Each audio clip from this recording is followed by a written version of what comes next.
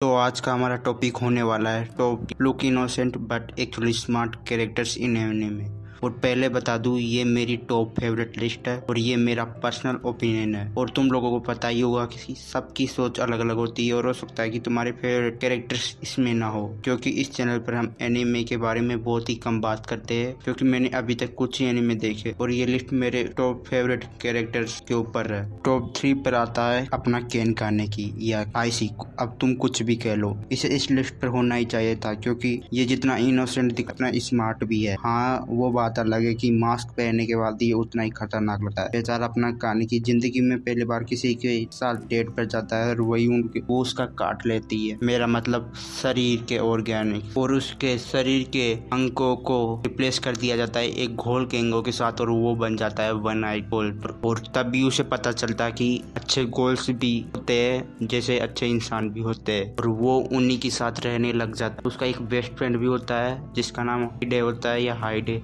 पता नहीं क्या। अपना कानेकी चाहता है कि वो सेफ रहे और वो चाहता है कि कानेकी खुश रहे, और इन्हीं दोनों कारणों के कारण वो आपस में बिछड़ जाते हैं, राम लक्ष्मण की तरह नहीं, राम भरत की तरह। और वो वहाँ रहता है, वहाँ उसे एक लड़की से नहीं, एक घोल से प्यार हो जाता है, पर उसे कुछ एक घोल गैंग उसे किडनैप कर ले जाती है और उसे वहाँ पर बहुत ज़्यादा टॉर्चर करती है, पर उसकी पावर्स वहाँ अनलॉक हो जाती है। और तब हमें देखने को मिलती है अपनी केन कानेकी की बैडास एंट्री, जो इतनी खतरनाक होती है कि किसी के खड़ी कर सकती। तभी कुछ दिनों के बाद गोल गैंग के जंग छिड़ जाती है और उसमें अपने कानेकी को लगता है कि हीडे मारे जा रहे, और उसके अंदर भी मरने की मतलब जीने की इच्छा खत्म हो जाती है। पर पुलिस गैंग उसे मारती नहीं है, अपने साथ ले जाती है और उसका ब्रेन वॉश करके अपना एजेंट बना देती और उसे नया नाम देती है जो होता है हाईसी। पर ये वन आइट गोल के ऊपर कब तक ही काम करने वाली थी, और तुम्हें पता ही वन आइट गोल स्ट्रॉन्ग हो, इसलिए ये ट्रिक ज़्यादा देर तक आईसी के ऊपर काम नहीं। और फिर तभी मुलाकात होती है टोका की वापस कानेकी से, और फिर वो एक गहरे प्यार में, समझ रहे हो, पता चलता है कि तभी अपने कानेकी को पता चलता है कि हाइडे जिंदा है। फिर आती है एंडिंग और अपना हीरो सबको हरा देता है। अब पुलिस गैंग भी उसी के साइड होगी, क्योंकि उसने शहर को बचाया, ना कि पुलिस वालों ने। इसी के साथ इसकी हैप्पी एंडिंग हो जाती और इस देखने को मिलता है कानेकी इनोसेंट लग रहा है, इतना स्मार्ट नहीं है पर, क्योंकि मैंने कुछ अच्छा एनिमे देखे हैं अभी तक, इसमें मुझे टॉप 3 में ये लगा। टॉप 2 पर आते हैं तो वो डीमन स्लेयर के सबसे पॉपुलर कैरेक्टर जेनोसु। जी हाँ, क्योंकि जेनोसु देखने में जितना हैंडसम और क्यूट है, उतना ही ये दिल से अच्छा और स्मार्ट भी। इसका भी कुछ अच्छा नहीं गया और इसका बचपन में इसका कट गया था और इसका असली वाला कटा था। और जेनोसु ने बचपन से ही काफ़ी दुख दर्द पीड़ा झेले है, जिससे प्यार किया उसने ही इसे धोखा दे दिया और बेचारा अपना जेनोसु कर्ज में डूब गया, और उसके घर वालों ने दिया, और समाज से भी कोई उसे इज्जत नहीं मिली। वो जहाँ थंडरबर्ड की ट्रेनिंग करता था वहाँ भी उसे कोई इज्जत नहीं दी। पर एक दिन आसमान से गिरी वो भी एक पेड़, जेनोसु बैठा था और उसके बाल पीले हो जाते हैं और वो बना second most handsome character in team. और बेचारे को 1000 लड़कियां से रिजेक्शन के बाद मिलता है उससे अपना ट्रू लव, जो कि वो बेसी बात है। अब वह उसके लिए, क्योंकि वो उसके लिए जंगल में भी चला, अगर वो वहाँ नहीं जाता, क्योंकि वो उसके लिए जंगल भी जाता है, वो वहाँ जाना नहीं चाहता था और वो वहाँ मरते मरता। हमें देखने को मिलती है नेजू की, और हमें देखने को मिलती है जेनोसु की शानदार फाइट, जो कि हम एक्सेप्ट कर रहे थे। वैसे जेनोसु जानबूझकर डरपोक होने का नाटक करता था, क्योंकि डीमन स्लेयर के सीजन 2 में वो एक अनजान लड़की के लिए अपर मून टिप गया था बिना कुछ सोचे समझे, जो दिखाता है कि वो उन लोगों से कितना नफरत करता है जो दूसरों को स्लेव्स की तरह ट्रीट करते हैं। और अभी तक हमें सीजन 2 का जेनोसु के बारे में पता है।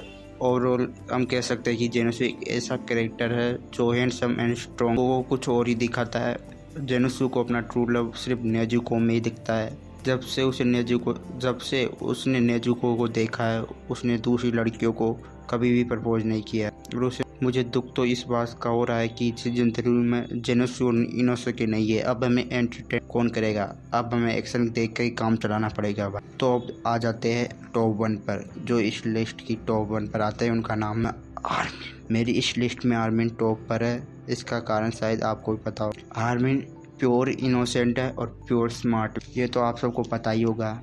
और ये जितना इनोसेंट है ये उससे भी ज़्यादा कहीं ज़्यादा जीनियस और स्मार्ट है। यही कारण है कि ये अभी तक जिंदा है।